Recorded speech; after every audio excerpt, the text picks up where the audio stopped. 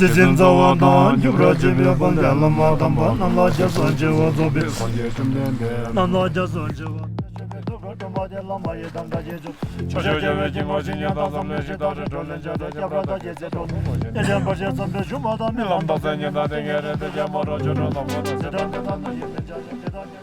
May 12th, ABC, 21,000 feet, Alpenglow Expeditions camp.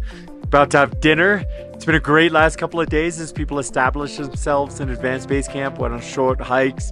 We had our blessing ceremony, the puja, and today was kind of like a meaningful day. The first of our members did a rotation and touched and spent about 8 hours in North Col before coming back down. North Col is at 7,000 meters or 23,000 feet. And for me, this is an incredibly important move that everyone has to do. It has to be successful at, actually make it all the way without oxygen. The reason I put so much weight on it is I think it mimics how people are going to feel in the mid 8,000 meter range with supplemental oxygen. And so we want to know that people have the fight, the health, no strange health issues, and just that the whole puzzle can come together in really hard conditions. I want to know that each of my members can do that at 7,000 meters where it's still pretty easy, quote unquote, to get someone down if they have a hot day or a medical issue or something like that, versus doing that same test at 8,300 or 8,500 meters on oxygen.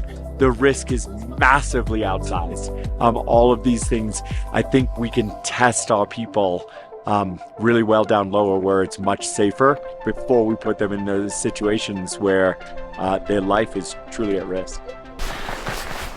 Here we are at the North Col, 7,000 meters, 23,000 feet. There's the summit of Everest. Oh my gosh, what a beautiful, beautiful evening. Amazing move by the team today, super, super strong. And now we're just gonna hunker down for what will probably be, hopefully be the worst night of the entire trip. And yeah, we'll see. Absolutely insane. Look at that. So the route goes up here. Cumbre.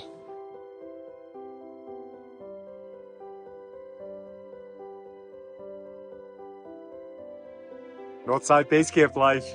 We're back down to 17,200 feet. Alpenglow team. It is just amazing to be down. We woke up this morning like after sleeping amazingly well. And it was warm. We're in t-shirts and lots of the team's in flip-flops.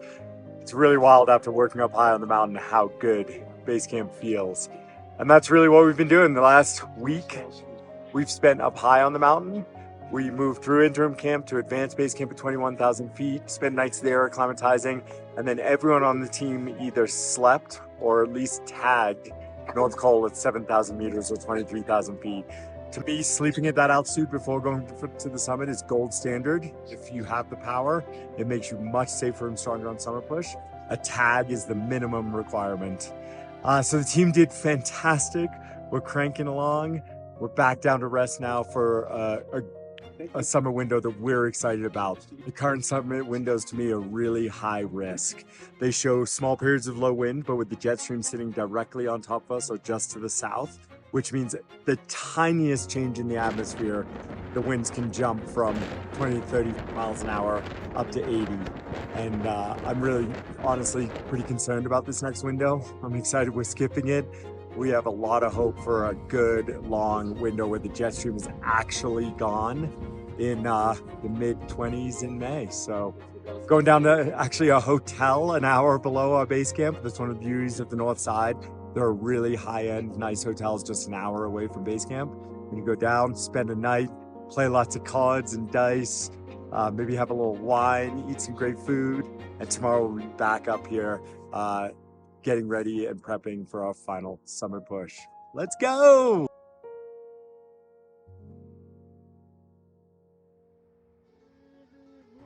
May 20th, maybe our last update from Everest Base Camp, Alpenglow Expeditions. We have done our resting, maybe the hardest period of the expedition, and now we're ready to go for our summer push. So over today and tomorrow, all the team members will be moving either directly to advanced base camp, an 11-mile walk, or splitting it up, stopping at interim camp one more time. The goal is to get everyone up in advanced base camp by the 22nd, which puts us in position for a summer window anywhere between the 25th and the 28th. patience is hard, but like this has been a classic season where there have been some summits all in these kind of marginal high wind windows, pretty challenging. We've made a decision still within our schedule, within our 35-day Rapid Ascent expedition, to wait towards the end of the window where it looks like the jet stream moves north, and we're gonna have a empty, mountain to ourselves, warm, windless summit day. That's the goal. The team's done great, put all the work in, including the like mental piece of like being patient, and now it's gonna go pay off. But I think the big picture stays the same. It's like 26, 27, 28, good days. And everyone's clear on that, right? Like the spikes and the good day and the bad day are gonna keep switching. 27th's gonna get worse, 26th is gonna get good, 25th's gonna get better. But the key is that the trend has been exactly the same for 2 weeks, which is marginal days, 22nd, 23rd, 24th, with the jet still south of us. And now the jet moving north of us, the 27th, 28th are going to be the best days. Yes. 26th is not as good. There's no question because the jet is still above us on the 26th and it's not on the 27th and 28th. And that's been true for a week. Yeah, I mean, let's see what the forecast says tomorrow. Yep, for sure. You know, congratulations and well done. You are truly prepared to climb this mountain and to stand on its summit. Everyone in this tent. And so I think that's an important place. Like we were joking last night about anxiety. Of course, you should be a little anxious, a little nervous, but everyone should also be going into this with a lot of confidence. Lots of people say the most important muscle for climbing is the brain. So the attitude, like this, give it all attitude, is what makes the difference sometimes. We pride ourselves on honesty, and we will be very honest with you if we think you're endangering yourself on that mountain and you shouldn't continue. And right now, today, sitting here, everyone should be getting ready to go kick its ass. Let's do it, brother.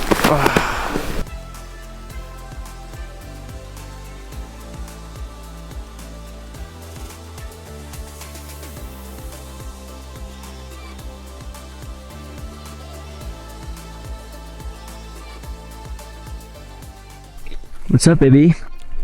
May 24th, we're officially on our summit push with Alpenglow Expeditions. Team left a couple hours ago from ABC. We're at Crampon Point where the technical climbing begins. We had a little bit of snow this morning, actually making the trail really nice. And we are the only team on a May 27th summit day push. There's a few other people on the ropes this morning. They're actually going up to clean down the camps for teams that are summiting on May 24th and 25th. And I've been super impressed. Team's looking strong, competent, kind of putting into practice everything we've been working on the past couple of weeks. And I think raring to go because we did need to be patient for a window that our forecaster Meteo Test have been predicting for almost 2 weeks now, when the jet stream actually moves to the north and we actually get warm, calm temperatures. And it seems like we're on track for that. Let's see the forecast tonight when everyone's up in North Col at 23,000 feet. Woo!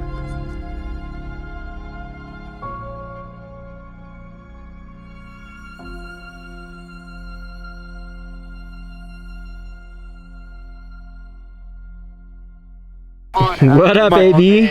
What's up? Yeah! What's up is, hold on.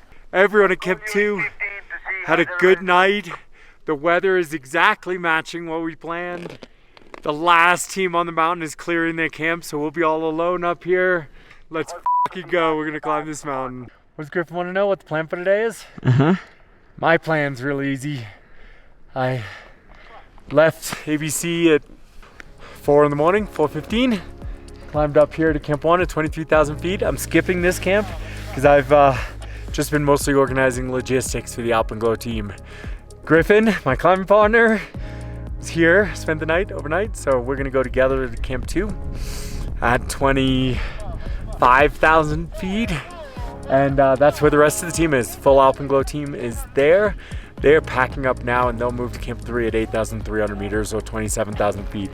It's the last day of wind that's been kind of bedeviling this season all year. We've just been hearing of so much frostbite, unfortunately. Lots of people having to turn around and not getting to summit or having to summit in pretty tough conditions. Not saying, I mean, we'll see what happens tonight, right? We could get it wrong too, but We have a lot of faith in our forecasters, as well as my 15 years of reading 8,000 meter peak forecasts, along with our amazing team, Topo and Emily at base camp and Logan at home and Monica in Spain. We've all put our heads together and we are quite confident that there is the best window of the season starting late this evening. So we're moving through a little wind now, but relatively protected on the north side, and planning to leave once the wind drops tonight. Let's say midnight, 1 or 2 a.m.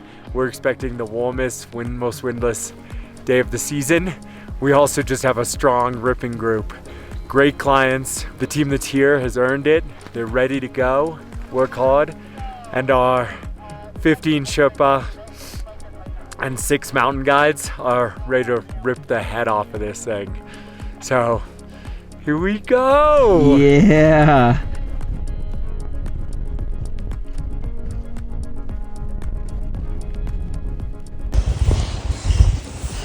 Hey, hey. Almost 25,000 feet. It's a little breezy. We're tucked in on the side of the ridge. It's been a good move. And can't wait for the wind to drop like the forecast says it's gonna. Made it to Camp 2. 25,000 feet or so. Woo! Can't wait to go onto my Black Diamond mission jet. Bit of a breezy. We kicked ass today. Teams are made up high, it's balmy. Not windy. We're on the ridge, so it is what it is. Time to get settled in. Yeah!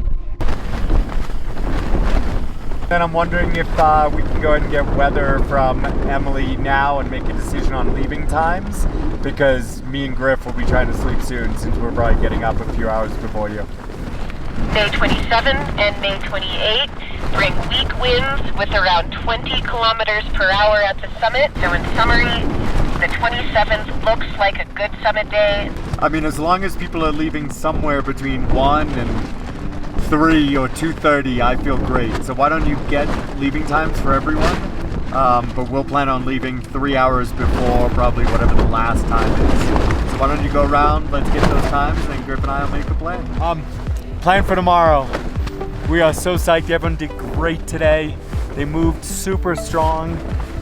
Griff and I are here at Camp 2 at 25,000 feet. Everybody else in the team is at 27,000 feet, the traditional high camp on the north side. We have an amazing forecast of this wind just continuing to dip, the jet stream moving north, and the warmest, calmest day of the whole season. So the plan is Griff and I are gonna get up at like 9 p.m., have hot drinks, food, walk out of here between 10 and 10:30. It's gonna take us 3 hours to get up to high camp where we'll meet everybody else. At between 1 and 2 a.m., the wind should have dropped completely. It's meant to be the best day of the season. 1 or 2 a.m., we'll leave high camp all together. We're gonna go cruise anywhere from 4 to 7 hours to the summit of Mount Everest. There is not another team on the north side of the mountain. We have the route completely to ourselves. 13 Sherpa, 13 foreigners, and we're gonna go stand on top and call our moms and wave our flags and experience what this place has to offer. And then we're gonna get all the way down to ABC, where we can drink tin cup whiskey, and we can eat great food, and we can prepare, celebrate. Actually celebrate, we don't celebrate on top. We celebrate when everyone is off the mountain back in ABC, and we can start figuring out what this all meant for us. We're on 10 at Camp 2, we're gonna skip Camp 3, and an hour ago, the wind just stopped. Like, it stopped. There is not a breath out there. I think it's gonna be one of those magical summit days. We've earned it, we've worked hard, we've been patient. Man, if it goes, I haven't had like one like this in a while. So, group's all above us, they get to sleep in another 3 or 4 hours. We're gonna start climbing and go meet them. Let's go! Yeah.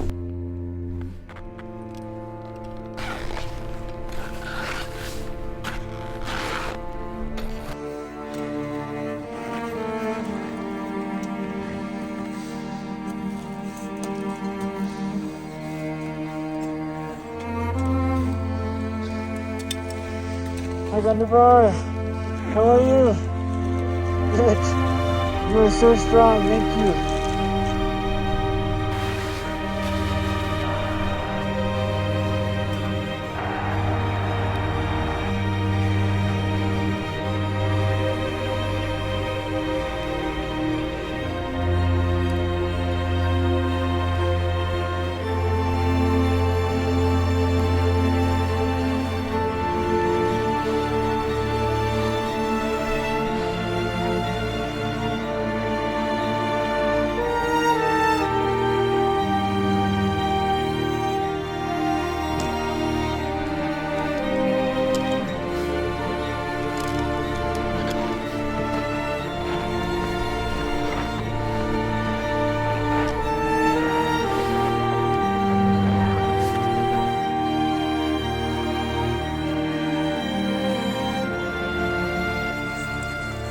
There's the summit of Mount Everest.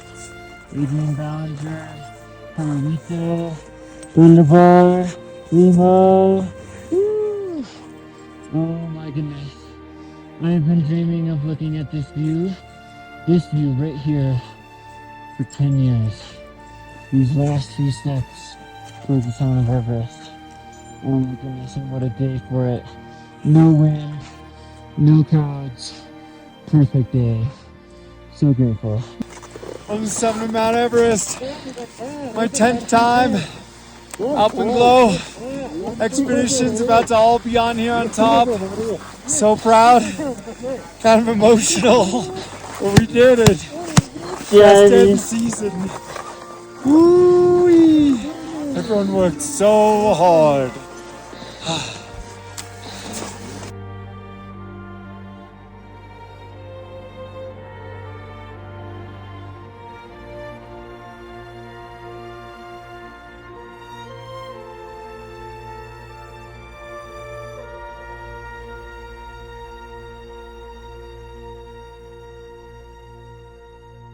Morning, AB. Morning. What's going on? It's May 29th. We're here at Advanced Base Camp, 21,000 feet.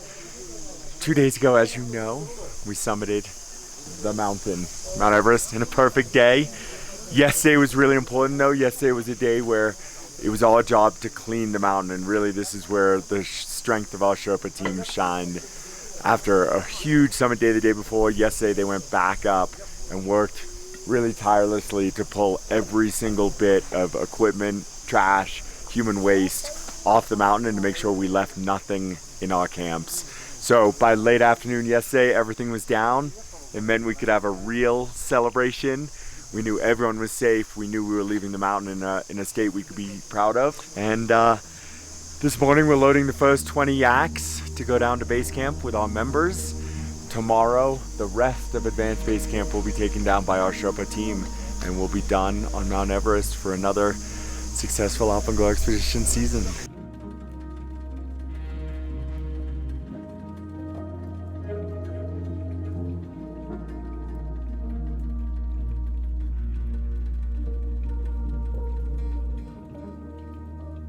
What does climbing Mount Everest mean to you?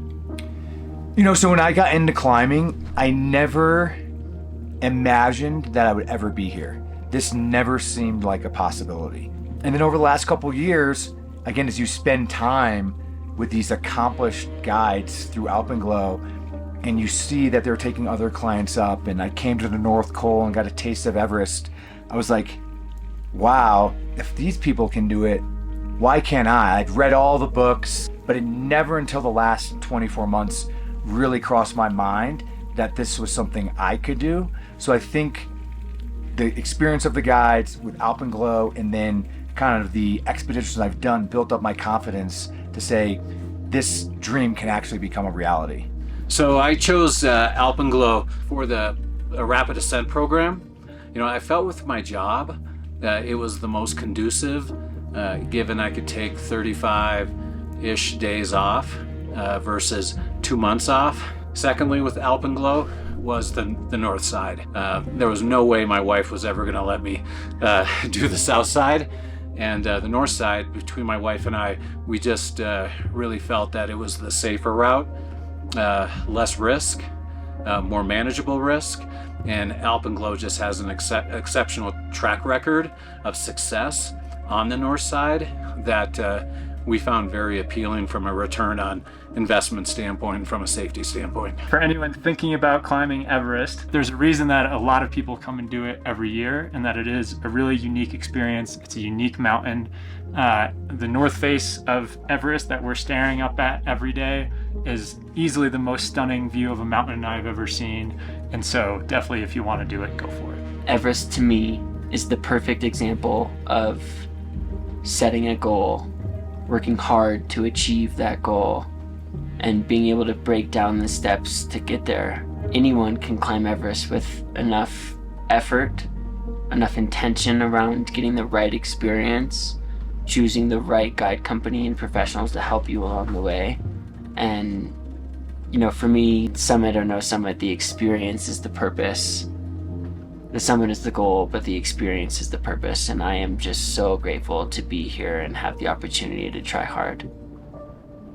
Cheers.